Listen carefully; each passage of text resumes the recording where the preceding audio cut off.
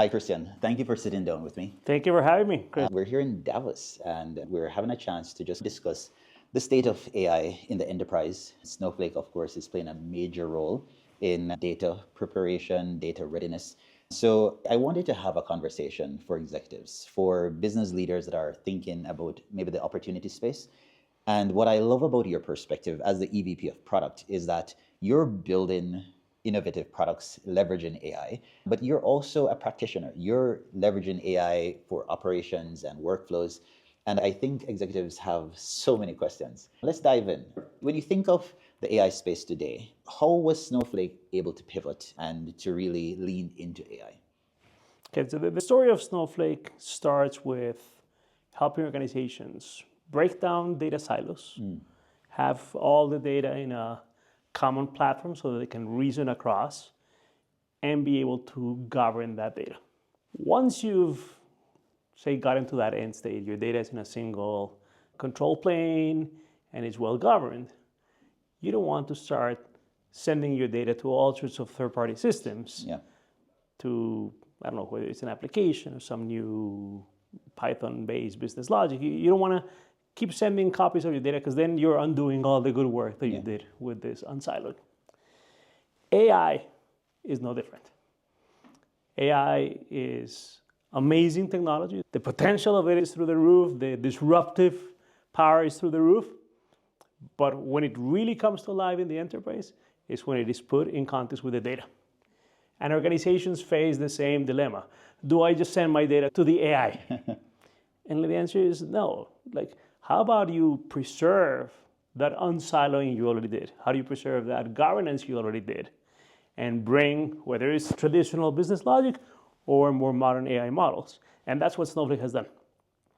We have delivered choice for our customers, whether it's bringing state-of-the-art models like Anthropic's model or OpenAI's models, but also a number of open source models like the Llama is there or Mixtral. And we have a number of other partnerships where we keep bringing whatever is the latest in AI technology for customers to do within that existing security perimeter. Okay, so I'm buying this. A lot of enterprise leaders are buying this also. But I guess the question that they have is, what is the lift? What is the investment required? Because for some companies, they're telling us that it's going to take them 2 years to get their data in a state where they can leverage AI. And they're wondering if it's worth investing in that process or if they should just start from a blank slate. What would you recommend? It's a good question. We at Snowflake have a firm belief that there is no AI strategy without a data strategy. And why do we say that? Because I mentioned a minute ago, the value of AI in the enterprise, when it really comes to life, is when you can put it in the context of your enterprise, your business, which is synthesized in your data. And if your data is not easily and readily accessible, there's no magic that AI can do. So what we have seen is an acceleration of that, improving of the data capability, cleaning of the data capability, defining security, who has permission to see what, who has access to what data set. And I don't think that there is a skipping of that step. So having a strong data foundation is important. There's a separate and complementary aspect, which is AI itself does have the potential to accelerate that data function and data capability. We've introduced something that's called Cortex Code as part of Snowflake, and it's meant for those technical users that are trying to wrangle data all day long and say, how does this match?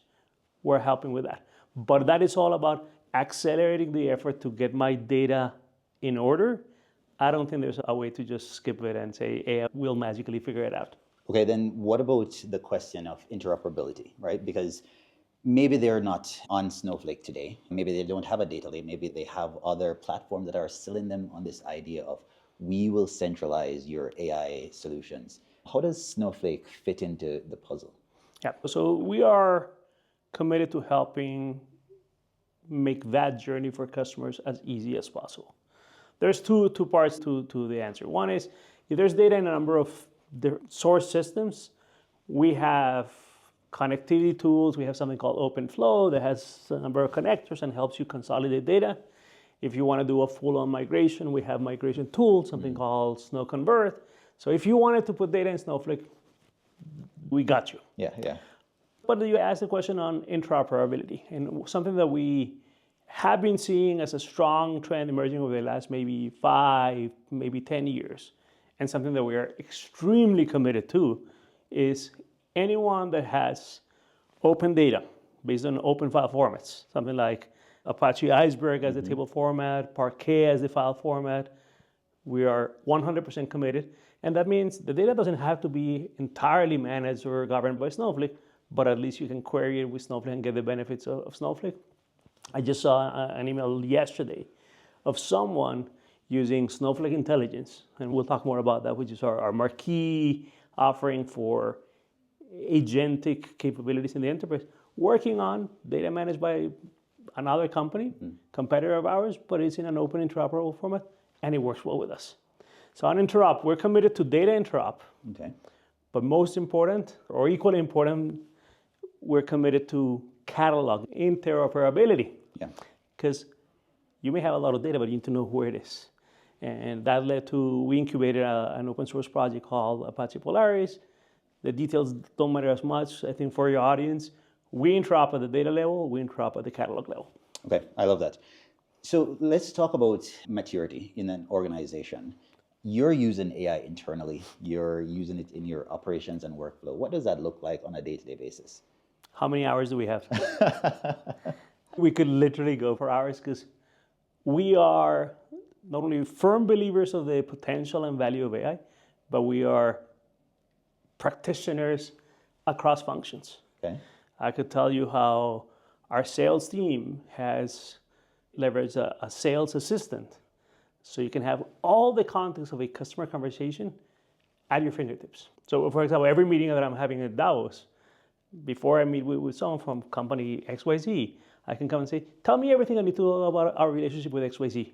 And it tells me how big is our business, how long is our relationship, is there a commercial negotiation going on, are there support incidents? Outstanding. Maybe I have to say, hey, we have problems. So everything you want, customer. And is that pulling internally only, or is it also going out and internally, externally, data from Salesforce, data from Workday, where we get the financial, all of it. Nice. But I have it just in one place because I don't want to be looking for all these systems. I just want to know, tell me about company XYZ. Yeah. That's one. Our sales engineering team, the ones that are doing demos and are helping customer resolution, are leveraging AI. Some of it is Cortex Code, some of it is coding assistants to just go and materially change how customers perceive Snowflake and the time to value for deploying Snowflake. So that's on the go-to-market teams. Product development. I'll do competitive analysis with AI. I'll do market research with AI. Like I can say, hey, how big is the opportunity here? Or how are customers solving this problem or need? We have product managers, engineers, designers, all building functional prototypes. That was unthinkable 6 months ago. Yes.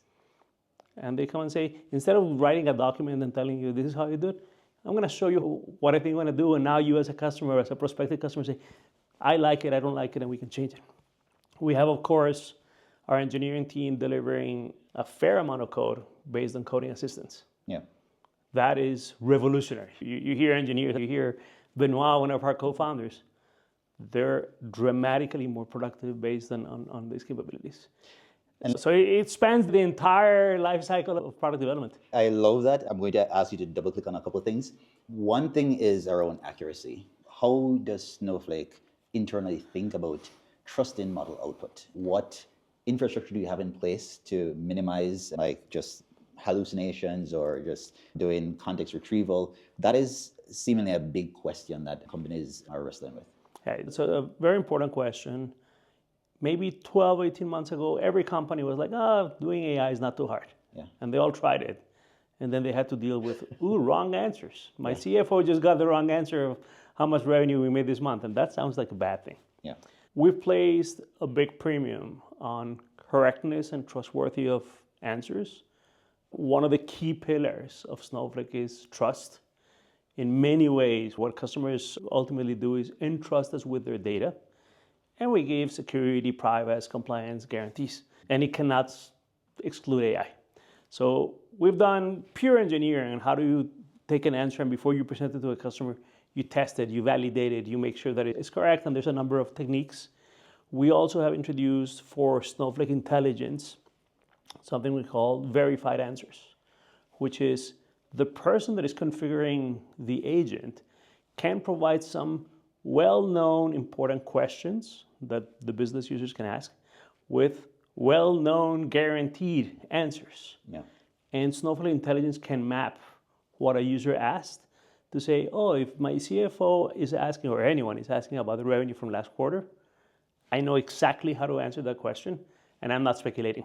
There's only one way to answer it. Yeah. It'll go and invoke that logic and provides an answer, and it gives you like a green check mark saying this one is guaranteed because we were able to map it to a verified. So the trustworthiness is important, and we've done a lot of work to make sure Snowflake Intelligence and Snowflake in general deliver that trustworthiness. And the feedback we're hearing from customers here at Davos and other places is, wow, we like the comprehensiveness of the answers, but most important, we trust the answers. Okay. So let's kind of zoom out as we wrap up. Yeah. You have to balance what I call AI maturity, people building AI literacy, but also as an organization having the infrastructure to take advantage of AI.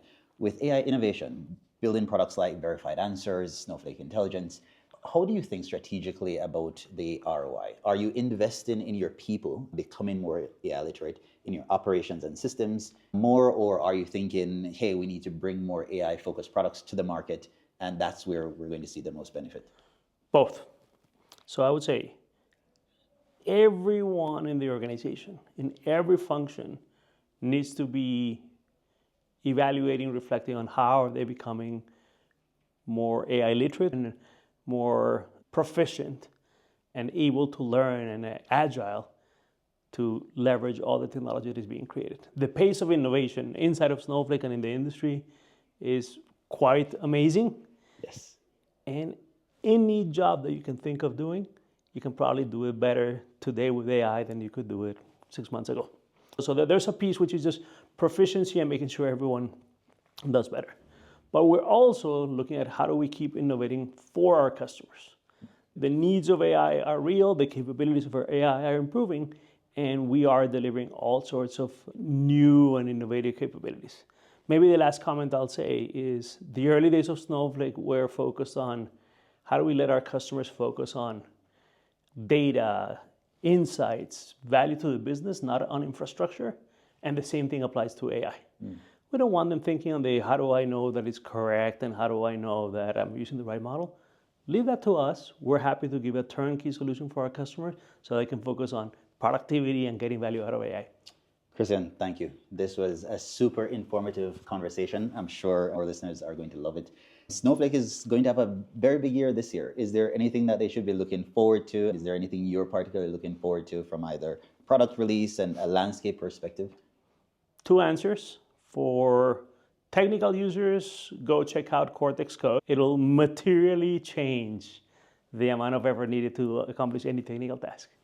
And for the non-technical users, for the business, check out Snowflake Intelligence. Is the fastest way to get insights and value out of the enterprise data. Awesome. Thank Chris, you so much. thank you for having me. I appreciate it. Thank you.